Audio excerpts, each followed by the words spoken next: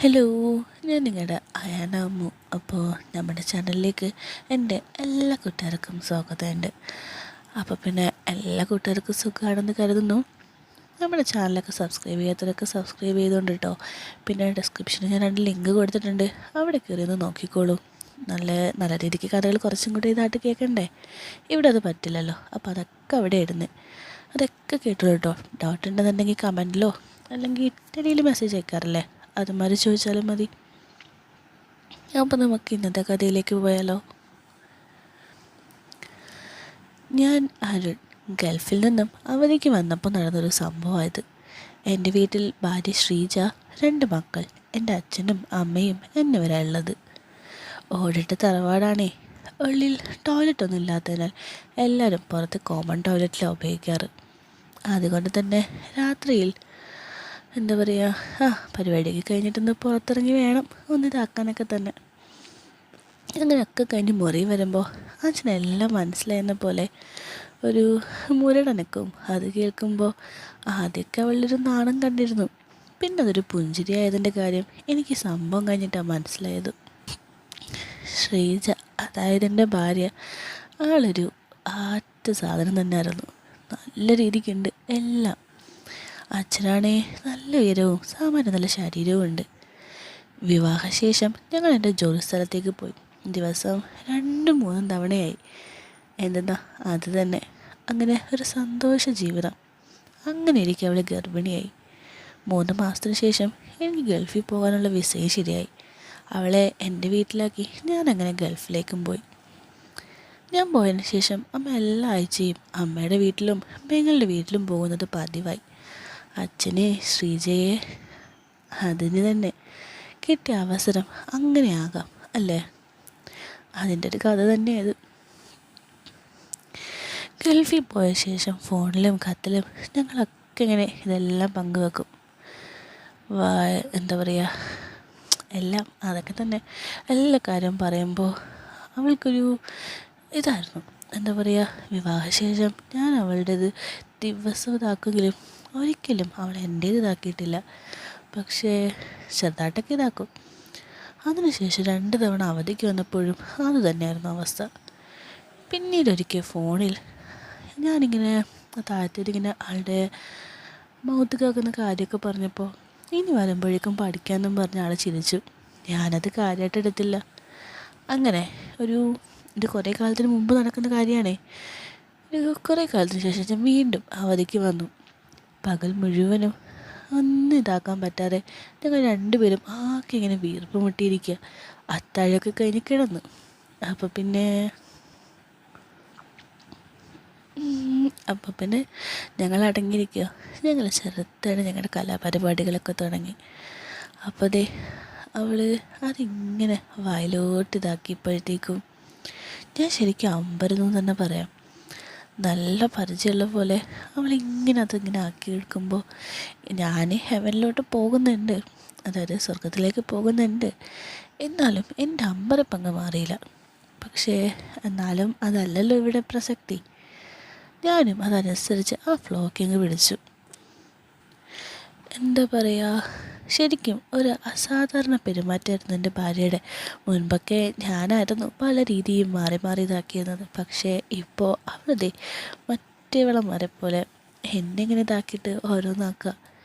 ഇടയ്ക്ക് അവൾക്കാണെങ്കിൽ പലതവണ പോവുകയും ചെയ്തു. എന്താ പറയുക, ഓരോന്നിങ്ങനെ കാട്ടിക്കൂട്ടലൊന്നുമല്ല, എല്ലാം തകർപ്പന. മുന്നൊക്കെ ഞാനായിരുന്നു മുൻകൈ എടുത്തിരുന്നത്, ഇപ്പം അവൾ തന്നെ. ഇതൊക്കെ കണ്ടപ്പോഴത്തേക്ക് എന്താ ഒരാലസ്യത്തിൽ നിന്ന് വന്നപ്പോൾ ഞാൻ ചോദിച്ചു, ഇതൊക്കെ എങ്ങനെ പഠിച്ചു? ഒരു ചിരിയോടെ അവൾ എന്നിലേക്ക് കൂടുതലിതായി. എന്നിൽ ചില സംശയങ്ങളൊക്കെ ഉണ്ടായി തുടങ്ങി. ഒന്നും ഞാൻ അവളോട് ചോദിച്ചില്ല. കുറച്ച് കഴിഞ്ഞ് ഇതൊക്കെ ഇട്ടിട്ട് എൻ്റെ കയ്യിലേക്ക് എടുത്തിട്ട് അങ്ങോട്ട് പുറത്തേക്ക് ഇറങ്ങി. എന്താ പറയുക, അതൊക്കെ ഇങ്ങനെ ഇതാക്കി വരുമ്പോൾ അച്ഛൻ്റെ മുരടനക്കം കേട്ടു. ഞങ്ങളുടെ ഇതിൽ ഓർമ്മയിൽ അമ്മയെ മറന്നാക്കും എന്നെനിക്ക് ഉറപ്പായിരുന്നു. കുറച്ച് കഴിഞ്ഞ് അവരുടെ മുറിയിൽ നിന്നും ഓരോന്ന് കേൾക്കാൻ തുടങ്ങി. അത് കേട്ടിട്ടാകാം അവൾ വീണ്ടും എൻ്റേതിനെ ഇതാക്കി. ഇതെല്ലാം അവളിലുണ്ടായ മാറ്റങ്ങളാണെന്നത് എന്നെ വിഷമിപ്പിച്ചു.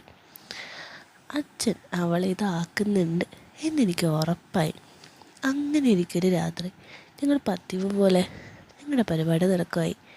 രണ്ടുപേരും ഒന്നുമില്ലാണ്ട് ഇങ്ങനെ ഓരോന്നാക്കിക്കുമ്പോഴും പെട്ടെന്ന് ഒരു ഫോൺ ബെല്ലടിച്ചത്. ഞാൻ പ്രാക്കിക്കൊണ്ട് ഫോൺ എടുത്തു. മറ്റേ തലയിൽ അപ്പച്ചിയുടെ മകനായിരുന്നു.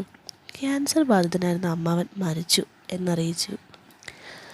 അമ്മ അന്ന് രാവിലെ തന്നെ അവിടെ പോയി. ഞാൻ അച്ഛൻ്റെ ഡോറി മുട്ടി വിവരം പറഞ്ഞു. ഞാൻ അങ്ങോട്ട് പോകുന്നു എന്ന് പറഞ്ഞപ്പോൾ അച്ഛൻ്റെ മുഖത്തുണ്ടായ സന്തോഷം ഞാൻ ഇടക്കണ്ണിലൂടെ നോക്കിക്കണ്ടു.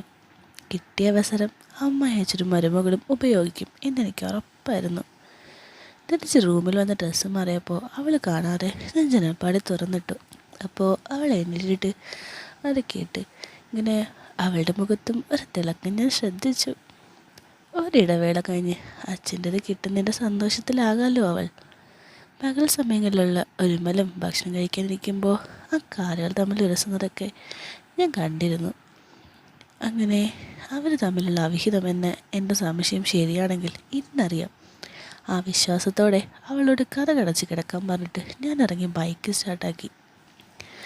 വീടിന് കുറച്ച് താഴെ പണി നടക്കുന്ന വീട്ടിൽ ബൈക്ക് വെച്ചിട്ട് ഞാൻ തിരികെ വീട്ടിലേക്ക് നടന്നു. മുറ്റത്തെ ലൈറ്റ് അണഞ്ഞിരുന്നില്ല. ഞാൻ മാവിൻ്റെ പിന്നിൽ മറഞ്ഞു നിന്നു. അച്ഛൻ വാഷ്റൂമിൽ പോകുന്നത് വ്യക്തമായിട്ട് കാണാം. എന്നെക്കാളും നല്ലതുണ്ടേ, ടോയ്ലറ്റ് ലൈറ്റ് ഉണ്ട്. അവളാണെങ്കിൽ വാഷ്റൂമൊക്കെ പോയിട്ട് ഇതാക്കുന്ന ശബ്ദമൊക്കെ കേൾക്കാം. അച്ഛൻ പൈപ്പിൻ്റെ താഴെയുണ്ട്. അവൾ എന്നിട്ട് വാഷ്റൂമൊക്കെ തുറന്ന് പുറത്തിറങ്ങുമ്പോൾ അച്ഛനോടൊന്ന് ഇതാക്കുന്നത് കണ്ടു. ഇരുവരും പരസ്പരം ചിരിച്ച് കണ്ണുകളാൽ അത് കത്തുന്നത് കാണാം. അവൾ അകത്തേക്ക് കയറി. പിന്നാലെ അച്ഛനും. ഞാൻ പതുക്കെ മുറിയുടെ ആ തുറന്നിട്ട ജനാലയിലേക്ക് നീങ്ങി. അതിങ്ങനെ പതുക്കെ തുറന്നു. എൻ്റെ ഭാര്യ അപ്പോഴേക്കും മുറിയിലെത്തിയിരുന്നു. അതിലിങ്ങനെ അവിടെയൊക്കെ ഇങ്ങനെ ഇതാക്കിയല്ലോ. അപ്പോൾ ദേ മുറ്റത്ത് ലൈറ്റ് അണച്ച് അച്ഛനും മുറിയിലേക്ക് വന്നു. അവൾ പെട്ടെന്ന് മുറിയിലെ ലൈറ്റും കണച്ചു. നടുമുറിയിൽ വെളിച്ചമുണ്ട്. അതുകൊണ്ട് എനിക്കെല്ലാം കാണാം. അച്ഛൻ എൻ്റെ ഭാര്യയെ ഇങ്ങനെ വാരി പുണരുന്നത് ഒരു നെഞ്ചെടുപ്പോടെ ഞാൻ കണ്ടു. പിന്നെ ഒരാവേശമായിരുന്നു അവിടെ. ഞാൻ പറയേണ്ടതില്ലല്ലോ അവിടെ എന്തൊക്കെ സംഭവിച്ചിട്ടുണ്ടാവുമെന്ന്.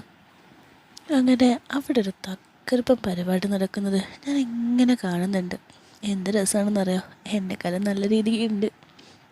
അതൊക്കെ കഴിഞ്ഞ് പുറത്ത് വന്ന് പൈപ്പിൻ്റെ മൂട്ടിലിരുന്നിട്ടാണ് ആൾ കാര്യമൊക്കെ സാധിക്കുന്നത്. ഇതൊക്കെ കണ്ടപ്പോൾ ഓരോന്ന് കാട്ടിക്കൂട്ടുന്നുണ്ടേ. അതൊക്കെ കണ്ടപ്പോൾ എനിക്കൊരു കാര്യം മനസ്സിലായി. എന്നെക്കാളും അവൾ അച്ഛൻ്റെ ഇതിലാണ് സംതൃപ്ത. ഇരുവരും മുറി വന്ന് വീണ്ടും ഇതായി. അടുത്തത് ഉടനെ തന്നെ കാണും നിറപ്പിച്ച് ഞാൻ പെട്ടെന്ന് പോയിട്ട് വരാൻ തീരുമാനിച്ചു. അങ്ങനെ ഞാൻ ബൈക്കെടുത്ത് മരണ വീട്ടിലേക്ക് പുറപ്പെട്ടു. യാത്രയിലുടനീളം ഞാൻ അവരുടെ ഇതിനെക്കുറിച്ച് തന്നെ ആലോചിച്ചത്. രണ്ടുപേരും നന്നായി പരസ്പരം സ്വർഗം കാണിച്ചിട്ട് തന്നെ ഇതാക്കുന്നത്. ഭാര്യ മറ്റൊരാളുടെ ഇങ്ങനെ ഇതാക്കുമ്പോൾ അതൊക്കെ ഇങ്ങനെ ഇതാക്കുമ്പോൾ അവസാനം തുള്ളി വരെ മൊത്തത്തിൽ ഇതാക്കുമ്പോൾ അത് കാണാൻ അത്ര സുഖമുള്ള കാര്യമൊന്നുമല്ല അല്ലേ? എങ്കിലും മറ്റാർക്കും അല്ലല്ലോ അവൾ ഇതാക്കി കൊടുത്തത്, എന്നെ ജനിപ്പിച്ച ആൾക്ക് തന്നെ അല്ലേ. പിന്നെ ഞാനും അത്ര നല്ല പുള്ളിയൊന്നും അല്ലല്ലോ. ഗൾഫിൽ 4 വീട്ടമ്മമാരെയും കൂടാതെ മറ്റേത് കുറച്ചിനെയൊക്കെ കളിച്ചിട്ട് തന്നെയാണ് വന്നേക്കുന്നത്. ഞാനില്ലാത്തപ്പോൾ അവളുടേത് മാറ്റാൻ എൻ്റെ അച്ഛൻ്റെ തന്നെയാണല്ലോ എന്നോർത്ത് ഞാനിങ്ങനെ സമാധാനിച്ചു. ഞാൻ മരണ വീട്ടിലെത്തിയപ്പോൾ അമ്മ മുറ്റത്ത് തന്നെ ഉണ്ടായിരുന്നു. അമ്മയുടെ മുഖത്തൊരു കള്ളച്ചിരിയുണ്ട്. അത് കണ്ടപ്പോൾ എനിക്ക് തോന്നി, ഇനി അമ്മയും കൂടി അറിഞ്ഞിട്ടാണോ അച്ഛൻ മരുമകളെ അവസരം ഉണ്ടാക്കി കൊടുക്കാനാണോ ആഴ്ചയിലും അമ്മയുടെ വീട്ടിലും പെങ്ങന്മാരുടെ വീട്ടിലും അമ്മ പോകുന്നത്? ആ കള്ളച്ചിരിയുടെ അർത്ഥം നിൻ്റെ പെണ്ണിൻ്റേതിൽ എൻ്റേതിൻ്റെ അവകാശി ഇപ്പോൾ ആയി കാണും എന്നാണോ? ഞാനിങ്ങനെ മനസ്സിൽ പറഞ്ഞു. നിങ്ങളുടേത് ഇപ്പോൾ നിങ്ങളുടേതാക്കേണ്ടത് ഇപ്പോൾ എൻ്റെ ഭാര്യയുടെ അവിടെ ഇവിടെയൊക്കെ കയറി കിടന്ന് വിഷമിക്കുന്നുണ്ടാവുമെന്ന്. ഇനി അമ്മ അറിഞ്ഞുകൊണ്ടാണെങ്കിൽ നല്ലതായി. കാരണം അവളുടെ അച്ഛൻ്റെയും മുട്ടിരുമ കണ്ടാലും വീട്ടിൽ വഴക്കുണ്ടാക്കില്ലല്ലോ. പിന്നെ ഞാനില്ലാത്തപ്പോൾ അവളുടേത് മാറ്റാൻ എന്നോട് അവിടെ പറഞ്ഞിട്ടുള്ള പോലെ അതൊക്കെ തന്നെ. എന്തായിരിക്കും അമ്മയുടെ തന്നെ സ്ഥിതി? കുളമായിട്ടുണ്ടാവുമോ? അമ്മാതിരി ഇതല്ലേ അച്ഛൻ ദിവസവും കാണിക്കുന്നത്. ഞാനിങ്ങനെ ഓരോന്നോർത്തു. ഞാൻ അമ്മാവൻ്റെ മക്കളെയും ചിറ്റയൊക്കെ കണ്ടു. കുറച്ച് നേരം കൂടി അവിടെ ചുറ്റിപ്പറ്റി നിന്നിട്ട് ആരും അറിയാതെ ബൈക്ക് എടുത്ത് വീട്ടിലേക്ക് തിരിച്ചു. അവരാണെ അടുത്ത് തുടങ്ങുന്നതിന് മുമ്പ് 4 കിലോമീറ്റർ ദൂരെയുള്ള എൻ്റെ വീട്ടിലേക്ക് എത്തണമല്ലോ. സ്പീഡിൽ വിട്ടു. നേരത്തെ ബൈക്ക് വെച്ചിരുന്ന പണി നടക്കുന്ന വീടിന് സമീപം ബൈക്കും വെച്ച് വീട്ടിലേക്ക് നടന്നു. ഒച്ച കേൾപ്പിക്കാതെ ഞാൻ ചാരിയിട്ടിട്ട് പോയ ജനൽപ്പാളി മെല്ലെ തുറന്നു. എന്താ പറയുക, അങ്ങനെ ചെറുതായിട്ടൊരു പരിപാടിയൊക്കെ കഴിച്ച് അവരിങ്ങനെ കിടക്കുക. അപ്പോൾ അതിനിടയ്ക്ക് അച്ഛൻ ചോദിച്ചു, ഇത്തവണ നീ അവൻ്റേത് എടുത്തോ? അവൾ എന്ന് പറഞ്ഞു. അച്ഛൻ ചോദിച്ചു, അവൻ എൻ്റെ വായിലേക്ക് ആക്കിയോ? ഇല്ല, നോക്കി, പക്ഷെ ഞാൻ സമ്മതിച്ചില്ല. ഓ, അച്ഛൻ്റേതിൽ ഓരോന്നാക്കിക്കൊണ്ടിട്ടോ പറയുന്നത്. എന്നിട്ട് പറയുക, എനിക്കിതിൻ്റെ രുചി മാത്രം അറിഞ്ഞാൽ മതി, ആളുടേത് വേണ്ടത്ര. അച്ഛൻ മോളെ എന്ന് വിളിച്ച്. മോളെ എന്നുള്ള വിളി എന്തിനല്ലേ, നല്ല ബെസ്റ്റ് അച്ഛനും ബെസ്റ്റ് മരുമോളും. പിന്നെ അച്ഛൻ ചോദിച്ചു, മറ്റേ സാധനങ്ങളല്ലേ, സ്വന്തമായിട്ട് ചെയ്യാനുള്ള സാധനങ്ങൾ, അതൊക്കെ അവൻ കൊണ്ടുവന്നോന്ന്. ആൾ പറഞ്ഞു, ആ കൊണ്ടുവന്നിട്ടുണ്ട്. അപ്പം ഞാനിങ്ങനെ വിളിച്ചു, അത് ഞാനും അവളും തമ്മിൽ സംസാരിക്കുന്നതാണേ, ഇതൊക്കെ അവൾ അച്ഛനോട് പറയുന്നുണ്ടല്ലേ എന്ന് ഞാനിങ്ങനെ ഓർത്തു. അച്ഛൻ, എന്നിട്ട് ആക്കിയോ അവിടെ? ഇല്ല, ഒരു പ്രാവശ്യം നോക്കി, ഞാൻ വേദനിക്കുന്നെന്ന് പറഞ്ഞ് ഒഴിവായി. ഓ, അപ്പോഴും അവിടെ അവരുടെ തുടങ്ങി കേട്ടോ. എന്നിട്ട് എന്താ പറയുക, അവളെ എനിക്ക് കൂടുതൽ പറയാം, ഇവൻ പുറമെ കയറിയിട്ട് മതി ഏട്ടൻ്റെന്ന്. എനിക്കാണേ വിഷമം തോന്നി. അത് മൊത്തത്തിലൊന്ന് ഇതാക്കിയിട്ടും എൻ്റേത് ഇതാക്കാൻ അവൾ സമ്മതിക്കാതിരുന്നത് ഇതിനായിരുന്നെന്ന് എനിക്കപ്പം മനസ്സിലായി. എൻ്റെ പൊന്നെ എന്നും വിളിച്ച് അച്ഛൻ അവളുടേത് വീണ്ടും ഓരോന്ന് കാട്ടിക്കൂട്ടലായി. അങ്ങനെ ഓരോന്നാക്കുമ്പോഴും അച്ഛൻ പറയാം, എന്നപ്പോൾ അതിങ്ങനെ എടുത്തിട്ട് വാ, എൻ്റെ പൊന്നിൻ്റെ ആഗ്രഹം ഇന്ന് തീർക്കാം. അവൾ എണ്ണീറ്റ് അലമാരയിൽ നിന്നും ഞാൻ കൊണ്ടുവന്ന് അതൊക്കെ എടുത്തു കൊടുത്തു. അച്ഛൻ ഓരോന്നാക്കിക്കൊണ്ട്, കൊള്ളാലോ, നല്ല ഇതുണ്ട്, എന്നാലും അവനറിയുന്നില്ലല്ലോ നിനക്കിതിൻ്റെ ആവശ്യമില്ലെന്ന്. അച്ഛൻ്റെ ഇതാക്കിക്കിട്ട് പറയുക, ഇവളല്ലേ മോളുടെ ഇതിന്. അവളാണേ അച്ഛൻ്റെ എല്ലാത്തിനും തനിയെ അങ്ങ് നിന്ന് കൊടുക്കുക. അങ്ങനെ അച്ഛൻ്റെയും മരുമോടെയും തക്കത്തൊരു പരിപാടി അവിടെ നടക്കാറുന്നതൊക്കെ ഞാൻ കാണുന്നുണ്ട്. പിന്നെ ഇത് കുറേ അമ്മാതിരി കേൾക്കാനുള്ളതാണ്. അതൊക്കെ കേൾക്കണമെന്നുണ്ടെങ്കിൽ താഴത്തെ ലിങ്കിൽ ക്ലിക്ക് ചെയ്ത് കേട്ടോളൂ കേട്ടോ. ശരിക്കും പറഞ്ഞാൽ നല്ല രസമാണ് കേൾക്കാൻ, ഇവിടെ പറയാൻ പറ്റില്ല എന്നേ ഉള്ളൂ. അപ്പോൾ അതിപ്പോൾ കേട്ടോളൂ കേട്ടോ. അപ്പോൾ നമുക്ക് ബാക്കി കഥയിലേക്ക് വരാം. അങ്ങനെ അവിടെ ഒരു തകർപ്പും പരിപാടിയൊക്കെ കഴിഞ്ഞു. അവളാണേ നടക്കാൻ നല്ല പാടുപെടുന്നുണ്ട്. എന്താണെന്നറിയോ, എന്നെക്കാൾ നല്ല ഇതാണ് അച്ഛൻ്റേത്. അച്ഛനപ്പോൾ അവളെ നടക്കാനൊക്കെ സഹായിച്ചു. ആ സ്നേഹം കണ്ടിട്ടാകാം അവൾ വീണ്ടും ഒരിത് കൊടുത്തു. അങ്ങനെ ഇതൊക്കെ കഴിഞ്ഞ് ഒരു വാതിൽ തുറന്ന് ഇരുവരും പുറത്തിറങ്ങി. ഞാൻ പെട്ടെന്ന് മാവൻ ചുവട്ടിലെത്തി. അച്ഛനെപ്പോഴും അവളുടെ അവിടെ തന്നെ ഇതാക്കുക. അച്ഛൻ അവൾ ഓരോന്നിനെ ഹെൽപ്പാക്കുന്നുണ്ട്. വാഷ്റൂമൊക്കെ അപ്പം ഇങ്ങനെ ഓരോന്ന് അവർ സംസാരിക്കുക, ഇതിനെക്കുറിച്ച് തന്നെ ഇഷ്ടമായോ കൊള്ളായിരുന്നോ എന്നൊക്കെ. അപ്പോൾ ആൾക്ക് ഇഷ്ടമായല്ലോ. അച്ഛൻ പറഞ്ഞപ്പോൾ, ഇനി അപ്പം നമുക്ക് എപ്പോഴും ഇങ്ങനെ ആയാലോ? ആൾ പറഞ്ഞു, അച്ഛൻ്റെ ഇഷ്ടം പോലെ, പക്ഷേ ഇനി ഏട്ടൻ്റെതായിട്ട് മതി. അച്ഛൻ, കഷ്ടമല്ലേ, കൊതിച്ച് വന്നതല്ലേ എൻ്റെ ഏട്ടൻ. അവൻ പോയാൽ പിന്നെ ഒരു വർഷം മുഴുവനുണ്ടല്ലോ, എനിക്കത് മതി. കൊതിയൻ, എൻ്റെ എല്ലാ ഇതും പൊളിക്കില്ലേ? അല്ലെങ്കിലും ഏട്ടനേക്കാൾ എൻ്റെ അച്ഛനല്ലേ കൂടുതൽ അവിടെ ഇതാക്കിയിട്ടുള്ളത്. അച്ഛൻ്റെ ഇതിലാക്കിക്കൊണ്ട് പറയാം, ഇവനെയല്ലേ ഇതിനാദ്യം ഇതാക്കിയതും ഒക്കെ ഇതാക്കിയതും. അച്ഛൻ, ഞാൻ ഭാഗ്യവനാ മോളെ, നിന്നെ പോലൊരു അത് തന്നെ എനിക്ക് കിട്ടിയതേ. ഓ, അമ്മയും മോശമൊന്നുമല്ലല്ലോ, നല്ല ഇതാണല്ലോ ഇപ്പോഴും. അമ്മയുടെ ഇതിലും അച്ഛനെ ഇതാക്കാറുണ്ടോ? പിന്നല്ലാതെ ഇപ്പോഴും ഇതാക്കാറുണ്ട്. ഓ, വരത്തില്ല ചില ദിവസങ്ങളിൽ അമ്മ നടക്കാൻ ബുദ്ധിമുട്ടുന്നു. അത് പിന്നെ നീ കൊച്ചു വേണമല്ലേ, ഇപ്പോഴേ അതാവുന്നു ഇതാക്കണ്ടെന്ന് ഞാൻ കരുതി. എനിക്ക് ഇഷ്ടമാകില്ലെന്ന് തോന്നി. ഇഷ്ടമായില്ലായിരുന്നു, പക്ഷേ കഴിഞ്ഞ തവണ ഏട്ടൻ കൊണ്ടുവന്നതൊക്കെ കണ്ടപ്പോൾ എനിക്കതങ്ങ് ഇഷ്ടമായി. അവിടെ ഫുള്ള് ഈ പരിപാടിയും ഇതിൻ്റെ സംസാരം കുറച്ചും കൂടെ ആകുമ്പോൾ വീണ്ടും ഓരോന്ന് കാട്ടിക്കൂട്ടലും ഇങ്ങനെയായി. ആ ദിവസം അങ്ങനെ പൊക്കോണ്ടിരിക്കുകയായിരുന്നു. അത് കഴിഞ്ഞവർ തിരിച്ച് റൂമിലെത്തി. എന്താ പറയുക, മൊത്തത്തിൽ കിട്ടിയ സന്തോഷത്തിൽ അവർ ലൈറ്റ് അണച്ചങ്ങ് കിടന്നു. ഞാനപ്പോൾ ജനലൊക്കെ ചാരി സൈലൻ്റാക്കിയ മൊബൈലെടുത്തുനിന്ന് നോക്കി. കുറേയധികം മിസ് കോൾ, എല്ലാം മരണ വീട്ടിലുള്ളവരുടെ. ഇത്രയും നേരം എവിടെയായിരുന്നു എന്ന ചോദ്യത്തിന് ഒരു കള്ളവും കണ്ടുപിടിച്ച് ഞാൻ ബൈക്കും എടുത്ത് അവിടേക്ക് അങ്ങ് തിരിച്ചു. മരണ വീട്ടിൽ തിരിച്ചെത്തി എന്നോട് പ്രതീക്ഷിച്ച പോലെ എല്ലാവരും എവിടെ പോയിരുന്നു എന്ന് ചോദിച്ചു. അടുത്തുള്ള കൂട്ടുകാരൻ്റെ വീട്ടിൽ പോയി ഉറങ്ങിയെന്ന് ഞാൻ പറഞ്ഞു. എന്താ പറയുക, വിസ്കിയുടെ മണം മനസ്സിലാക്കി കസിൻ ചോദിച്ചു, മോളടിക്കാൻ പോയതാണോടാ? ആ അതേന്ന് ഞാൻ സമ്മതിച്ചു. അവളും അച്ഛനും ഇന്നലെ രാത്രിയിൽ ആരുമില്ലാത്ത അവസരം ആഘോഷിച്ചിട്ടുണ്ടാകും എന്ന് അമ്മയ്ക്ക് നല്ല ഉറപ്പുണ്ട്. ഞാൻ വീട്ടിൽ പോയി അതെങ്ങാനും കണ്ട് എന്തെങ്കിലും പ്രശ്നം ഉണ്ടായോ എന്ന പരിഭ്രമം. ഞാൻ വീട്ടിൽ പോയിട്ടില്ല എന്നറിഞ്ഞപ്പോൾ മാറിക്കിട്ടി അമ്മയ്ക്ക്. 7 മണിയോടെ അച്ഛനും അവളും മരണ വീട്ടിലെത്തി. കഴിഞ്ഞ രാത്രിയിലായ ഒരു ഭാവവും കാട്ടാതെ അമ്മായിയപ്പൻ്റെ പിന്നാലെ നടന്നു വരുന്ന നല്ല മരുമകൾ. പക്ഷേ 2 പേർക്കും നല്ല ഉറക്കക്ഷീണുണ്ട്. ശ്രദ്ധിച്ചു നോക്കിയാലറിയാം. അവൾ അല്പതായിട്ട് തന്നെ നടക്കുന്നതും അച്ഛൻ്റേത് കയറിൻ്റെ നീറ്റിലുണ്ടാവുമല്ലോ. അതൊക്കെ കണ്ടതിന് ശേഷം എൻ്റെ ഭാര്യൻ്റെ അടുത്തേക്ക് വന്നു. അതായത് മരിച്ചയാളുടെ ബോഡിയെ ഒന്നും സംഭവിക്കാത്ത മട്ടില്ല അവളുടെ വരവ്. കഴിഞ്ഞ രാത്രിയിലെ കാര്യങ്ങൾ ഓരോന്നായി എൻ്റെ തലച്ചോറിലൂടെ മിന്നി മറഞ്ഞു. ചെവിക്കലിനിട്ടൊന്ന് പൊട്ടിക്കാൻ തോന്നിയെങ്കിലും ദേഷ്യം ഉള്ളിലൊതുക്കി.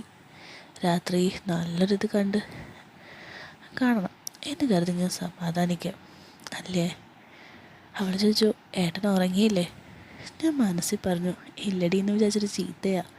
രാത്രി മുഴുവനും നീ അച്ഛൻ്റെ എതിരെ ഇതാക്കല്ലായിരുന്നു. ഇല്ല, മനുവിൻ്റെ വീട്ടിൽ പോയിരുന്നു, അവനുമായി സംസാരിച്ചിരുന്നു. നീ ഉറങ്ങിയില്ലേ? എന്തായാലും ക്ഷീണം നിനക്ക്?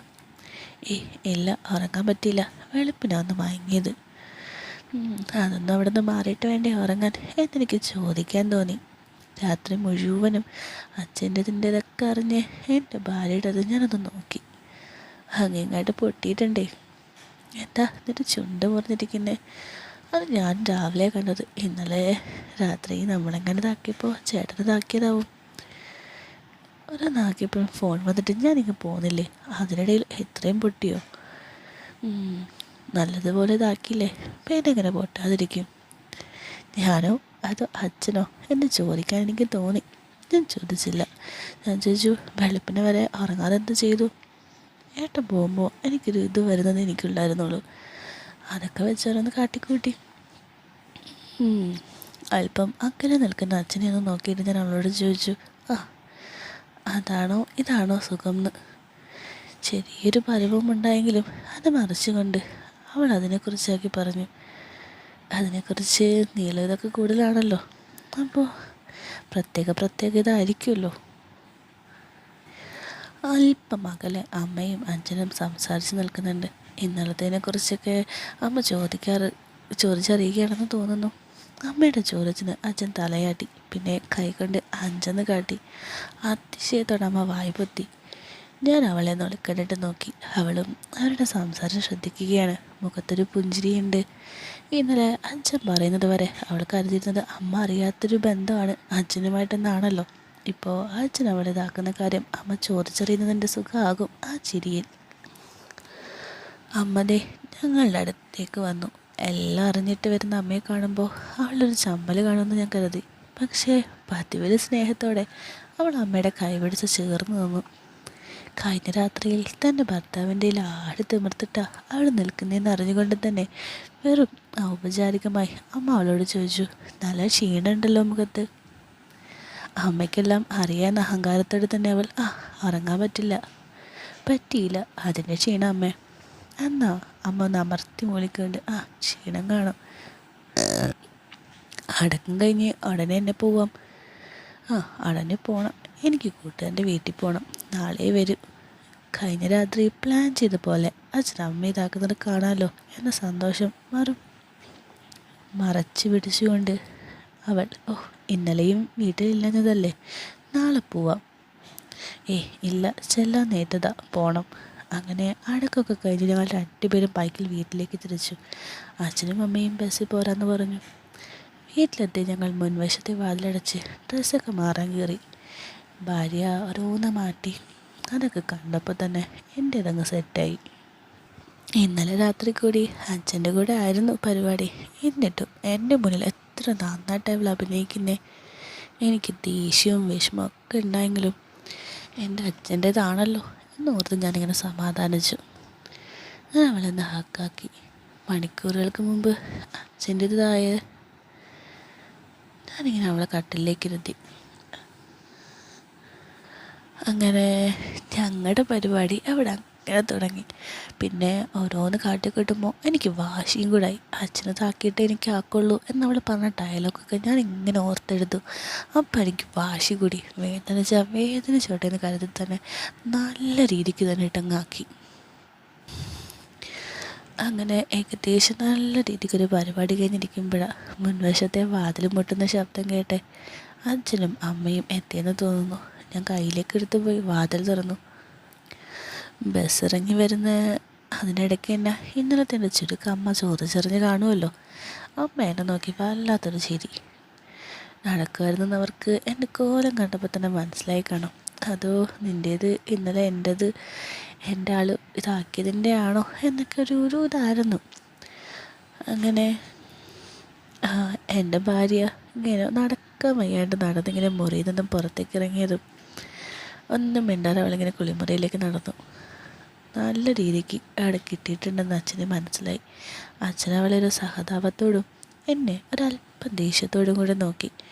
ഞാൻ അച്ഛൻ്റെ മുഖത്ത് നോക്കി മനസ്സിൽ പറഞ്ഞു, ഓ, രാത്രി മുഴുവനും എൻ്റെ പെണ്ണിനെ ഇതാക്കിയിട്ടിട്ട് എന്നോടാണോ ദേഷ്യം? ആദ്യമായിട്ട് നിങ്ങളുടേത് അവളുടേത് ഇതാക്കിയത് ഇന്നലെ നിങ്ങളോരോന്ന് കാട്ടിക്കൂട്ടിയെടുത്തല്ലേ ഇപ്പം ഞാൻ കാണിക്കുന്നേ. ഞാൻ പെട്ടെന്ന് കുളിച്ച് വരുന്ന വഴി വാങ്ങി ഭക്ഷണമൊക്കെ കഴിച്ച് നാളെ വരുമെന്നും പറഞ്ഞ് കൂട്ടുകാരൻ്റെ വീട്ടിലേക്ക് പുറപ്പെട്ടു. ഒരു മണിക്കൂർ യാത്രയുണ്ട് അവിടേക്ക്. പോകുന്നതിന് മുമ്പ് ആരും അറിയാതെ ഞാൻ മുറികളുടെയും ഓരോ ജനൽപ്പാളിയുടെ കുട്ടികളങ്ങ് ഇളക്കി മാറ്റിയിട്ടു. അവൻ്റെ വീട്ടിലെത്തിയിട്ട് ഞാൻ വീട്ടിലേക്ക് വിളിച്ചു. കൂട്ടുകാരൻ്റെ ഭാര്യയെ കൊണ്ട് അവളോട് സംസാരിപ്പിച്ചു. ഞാൻ അവിടെ തന്നെ ഉണ്ടെന്ന് അവൾക്ക് ഉറപ്പാക്കി. 8 മണിയോടെ ഞാൻ അവിടെ നിന്നും തിരിച്ചു.